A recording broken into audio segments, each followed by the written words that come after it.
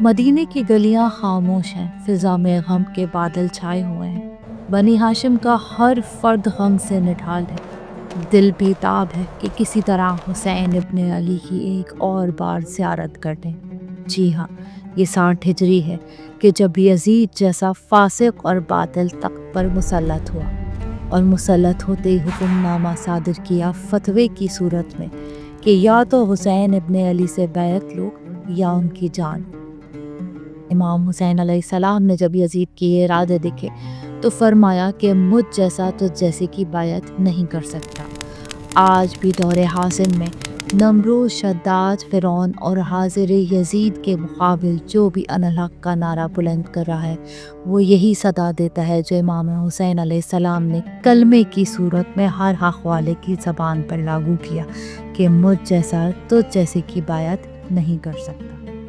جب مدینے کے حاکم ولید نے یزید کا خط پڑھ کے سنایا تو امام حسین نے اس کے ارادے بھانپ لیے اور فرمایا کہ میں بیعت کروں گا تو خفیہ نہیں کروں گا، سب کے سامنے علل اعلان کروں گا، کیونکہ مولا حسین جانتے تھے کہ یزید اور اس کے پیروکاروں کی کئی سالوں سے سازشیں تھیں اور ارمان تھا کہ مدینے کی گلیوں کو خون آلود کر دیا جائے۔ امام حسین نے اپنے اس جملے سے یزید اور اس کے پیروکاروں کی تمام سازشوں کو ملیہ بیٹ کر دیا۔ یزید اور اس کے پیروکاروں کا یہ خواب جیسے ہی چکنا چور ہوا، مدینے کی گلیوں میں امام حسین کے قاتل دندنانے لگے۔ مولا نے لوگوں کے ارادے بھانپ لیے اور 28 رجب کی رات امام حسین رسول خدا صلی اللہ علیہ وسلم کے روضے پر حاضر ہوئے اور فرمایا، یا جدہ، آپ کی امت مجھے چھوڑ چکی ہے، دین کے قتل پر مجبور کر رہا ہے۔ امام حسین علیہ السلام کی یہ سسکیاں پورے مدینے میں گونج رہی تھیں۔